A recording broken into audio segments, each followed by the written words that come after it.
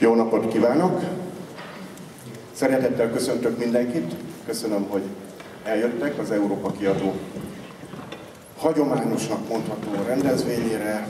Könyvfesztivál, szombat 11 óra, hosszú évek óta ilyenkor kerül sor a könyvfesztivál egyik vagy a legizgalmasabb eseményére. Hát azért legizgalmasabb, mert mindig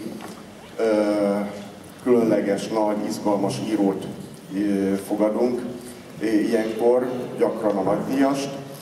Hosszan sorolhatnám Umberto Ecótól Amos Ózig, hogy kiket fogadtunk már ezen a hagyományos szombati, régebben úgynevezett matinénkon. És most is a könyvfesztivál nagydíjasát üdvözölhetjük itt, Jonathan Franzent.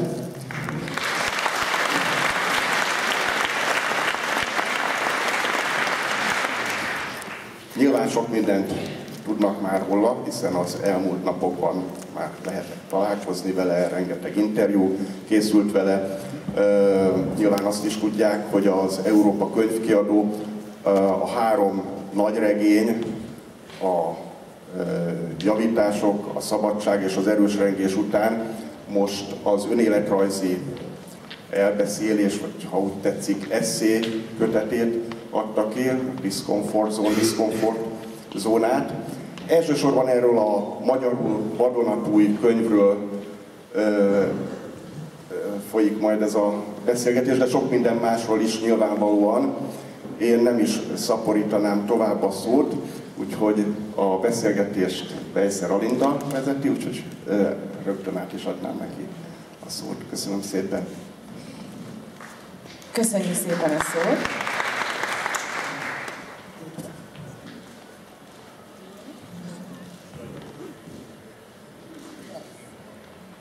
Szóval nem tudom, hall-e engem, Jonathan Franzen.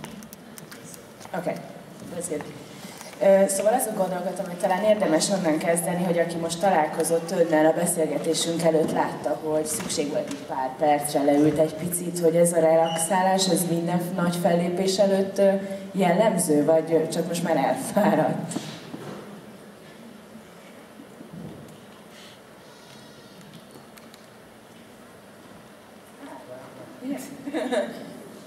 Eltették a mikrofon, nem? Miklós! Elloptad a mikrofonot. Ja nem, ott van, ott van. Probléma megvan. My mistake. The new book is all about my mistakes.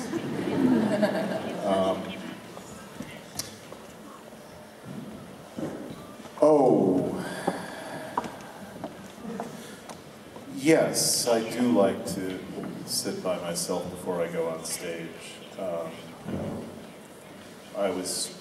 People were taking pictures of me while I was sitting by myself before going on stage. It seemed like a perfect image of the writer. I'm thinking, they're taking pictures of me because of something I did alone in a dark room. And in my head, I'm still alone in a dark room and want to be, but of course I'm also on stage. So yeah, no, I like to spend time alone. It's a habit of childhood. I became a reader because I was so much alone, and then being a reader made me more alone. And I think if you do that enough as a child, it's hard. I love people, I like being around people, but not for too long. Ez érdekes, hogy a Diszkomfortzónában ezt le is írja, a Diszkomfortzóna című könyvben ezt le is írja, hogy olyan volt a családban élni, mintha kitettek volna egy táblát, hogy ne mondj el neki semmit. Szóval, hogy van ebben valami, talán gyerekkortól fogva valamilyen különállás, vagy hát lehet, hogy kirekesztődés, nem tudom, hogy az ember ilyen különlegesnek és kívülállónak érzi magát abból a közegből, amelyben természetesen benne van, nem?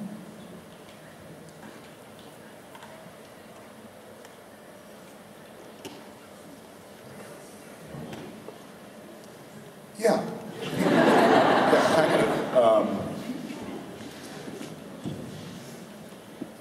Yeah, This book, I think, was my attempt to account for my having become a writer. And it seemed to need some accounting for because I came from a pretty ordinary Midwestern family. And my father was an engineer, my mother stayed at home and took care of the kids. We weren't poor, but we weren't rich, and it's a strange question why I turned into this very strange adult who basically, you know, spent 8-10 hours a day alone, day after day, and was driven to write novels. I don't think there's any short answer of how that happened. It wasn't because I was not loved. If anything, I was loved too much because I was a late child. It wasn't because my parents were readers. They weren't readers. And it wasn't because anything terrible happened to me. Things that felt terrible happened to me, but in hindsight, they're all funny, so they weren't that bad. I'm going to go back to Edward St. Aubyn briefly, just because he's who I'm reading on this trip, and say that his Patrick Melrose novels are about a young man who was repeatedly raped by his father as a boy, and I think this happened to Edward St. Aubyn. And those books too are funny. So, in fact, they're very, very funny. In fact, his whole concept was to write a series of tremendously comic novels. And there's really not much worse that could happen to you as a child than to be raped repeatedly by your father. So I guess everything's relative. And maybe my little pains were felt keenly in their own way too. If you haven't read St. Aubyn, I recommend him. De ezt olvassák el önt, tehát olvassák el a Diszkomfortzónát, és szeretnék idézni belőle egy részletet, nem csak egyet fogok ma, de néhányat igen. Szóval arról beszél, hogy egy milyen szörnyű gyerekkori traumáról is lehet akár viccesen szórakoztatóan írni. De találtam egy pár sort, ami szerintem elég jól kifejezi azt, hogy ön gyerekkorában a saját gyerektársai között mit érzett, és szerintem ez nagyon érdekes. Úgy kellett viselkednem, mintha olyan gyerek lennék, akinek állandó szavajárása a szar, aki nem írt könyvterjedelmű tanulmányt a növények fiziológiájáról, aki nem élvezi, hogy az új 6 funkciós Texas Instruments kalkulátorán ki tudja számítani a csillagok abszolút fényességének a magnitúdóját, mert máskülönben lelepleződtem volna, ahogyan nem régen angolból is, amikor az egyik sportoló fiú azzal vádolt meg, hogy nekem a szótár a kedvenc könyvem. Amire régi barátom Manly is, akihez azért fordultam, hogy cáfolja meg ezt a felháborító rágalmat, csak elmosolyodott, és csendesen megerősítette, igaza van. Szóval már ebből is látszik szerintem, hogy van egy izgalmas kettősség abban a képben, amit mutatni akar a gyerektársak felé, és abban a képben, ami valójában belül. És lehet, hogy erre válasz az, hogy 13 évesen elkezd írni?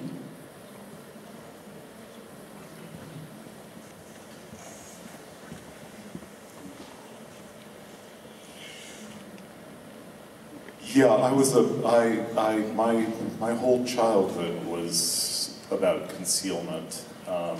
That's why I'm so happy with the artwork on this edition that Europa has done.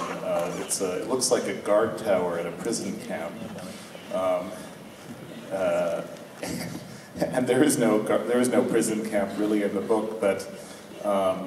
In the same way that the prisoners have a secret life, I had to have a secret life, not only from the people at school, or it would have been even worse for me socially, but also especially from my parents. So starting at the age of 13, and for the next 20 years or so, I didn't really lie, I just omitted information consistently, so that they would have the impression of somebody I wasn't. And I'm making a connection in my mind to my mother's feelings about fiction, novels. She once told me, I prefer to read nonfiction because it's the truth, what is fiction really except telling lies? So I think in a way that I was such a liar made me able to be a professional liar, a teller of untruths as an adult.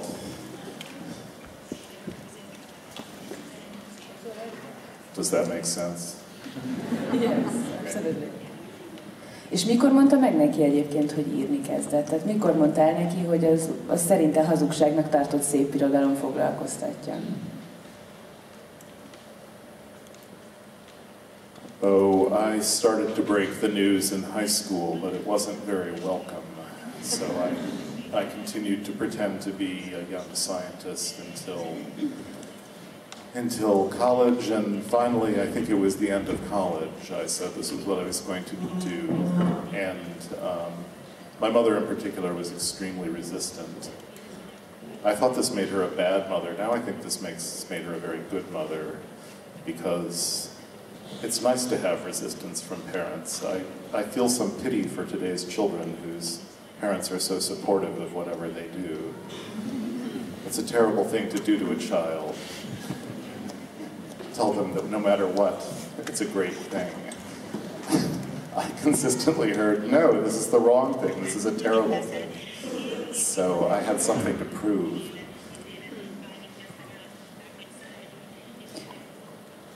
Ugyanakkor azt szerintem eszméletlenül érdekes, hogy bár így most elhangzott egy ilyen kettéválasztás, hogy az egyik az igazságot írja, a másik a kisebb igazságot, az ön regényei is tele vannak egyrészt nagyon személyes információkkal, ezt nyilván az ember utólag tudja visszafejteni, amikor ismeretében van ezeknek az információknak is, de tele van nagyon személyes motívumokkal, és tele van nagyon markáns véleménnyel, akár ideológiai, tehát mondjuk környezetvédelmi területen, akár politikai területen. Szóval igazából én azt gondolom, hogy bár láthatóan nagyon védett sokáig valamiféle magánéletet, tehát hogy próbálta lezárni, de mégis, ha az ember elolvassa a regényeit, és tudja, hogy mit keres benne, nagyon-nagyon sokat megtud önről személyesen. Tehát most csak egy motívumot hagy mondjak, ami tényleg marginális motívum, de mégis fontos, hogy az egyik szereplője Richard Katz ácsolásból tartja el magát egy életének egy bizonyos időszakában, és kiderül, hogy az ön bátyja is ezzel foglalkozott. Szóval számtalan nagyon személyes motívum visszaköszön ezekben a könyvekben, olyan, mintha az emberből így kikívánkozna a magánéletet, csak próbál ennek gátat szabni.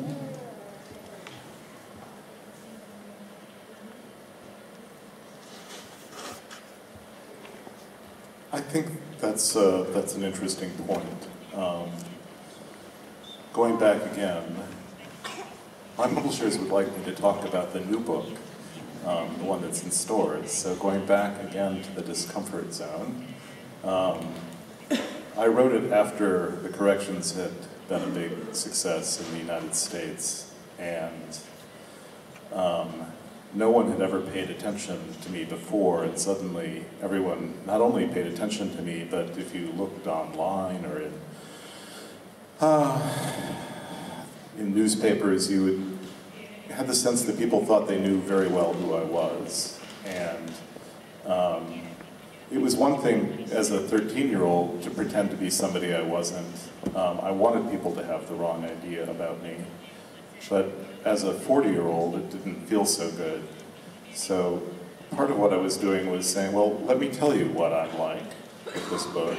But also, it was a way to defend the really private part of me.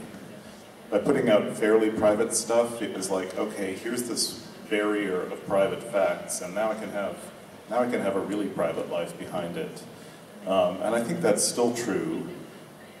Except, you're right, things do leak into the fiction. The fiction is the safe place to get at the really, really private things, the deepest things. Because you are putting on a mask, you're becoming someone else, and people aren't hurt by it. If you're using people from real life, they're not hurt because it's not them. It says on the cover, this is all lies.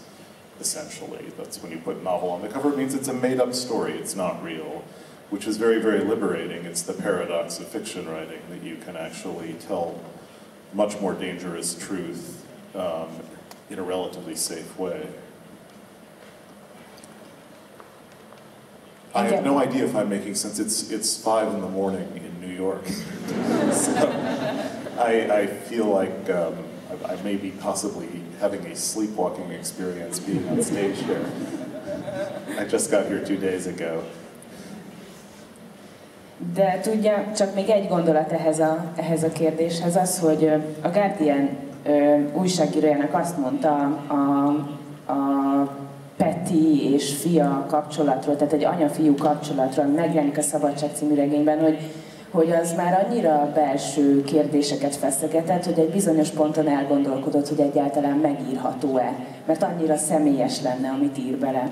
És ezek után engem abszolút elgondolkodtat, hogy ha valakit ezt nagyon foglalkoztat, hogy hol a határa annak, amit megírok, akkor végül is miért ír meg egy abszolút nem fikciós, kvázi életrajzi könyvet magáról? Tehát, hogyha nem akar igazából kiteregetni, akkor miért teszi meg mégis? Well, like I say, it had to do with the sense of exposure. Whether I wanted to be exposed or not, I was already exposed, and in a very painful way with some of the. I got a lot of bad press after the corrections came out. A lot of good reviews, but bad press. And I think even now, most people, a lot of people just assume that I'm a terrible person. Largely on the basis of what was written about me then. It wasn't just the trouble I got into with Oprah Winfrey. There were some other small scandals that are funny in hindsight, but weren't funny at the time. So there was really a wish to make fun of myself and to say, look, you guys you're picking on the wrong person. There are things wrong with me, but I know what they are. Let me do it, and let me try to get you laughing, because no one's perfect. What else? What else? Why would I do such a thing? It's partly because I found I was very ashamed of this childhood I'd had. I was ashamed at the time, and I was ashamed afterwards. I was ashamed as soon as I got to college. Even things that I was happy about in high school, as soon as I got to the sophisticated East Coast, I was terribly ashamed of. Things that I thought, I was part of this organization that played pranks in high school, and I thought that was really clever and really fun. And no one in the East was interested in that because they had been having sex since they were 13 and been doing psychedelic drugs as 14-year-olds, and what kind of Midwestern innocent weirdo are you that you haven't even had a drink, let alone had sex? All of these things. So I felt, my entire childhood, at some level, I felt ashamed of who I was. And I found this voice in the book, in the course of writing the first chapter, which is the 4th chapter in the book. I was writing it for the New Yorker magazine. And I tried writing about these things, and I was so ashamed that the pages were just terrible, terrible, terrible. They made you want to take a bath because they were so full of my own shame. But eventually I found a way to make them funny. And I found that the more I was laughing at who I was, the more I was forgiving myself. And so, I hate to talk about writing as some kind of personal therapy, but if any book of mine is to any extent personal therapy, this book was. Because I no longer think back and feel shame about those things. And shame is the big enemy of the writer, I think. Shame is the most crippling of all feelings to have when you're trying to write. And so any project that helps to keep shame, that helps deal with shame, I think is good for the writing in general.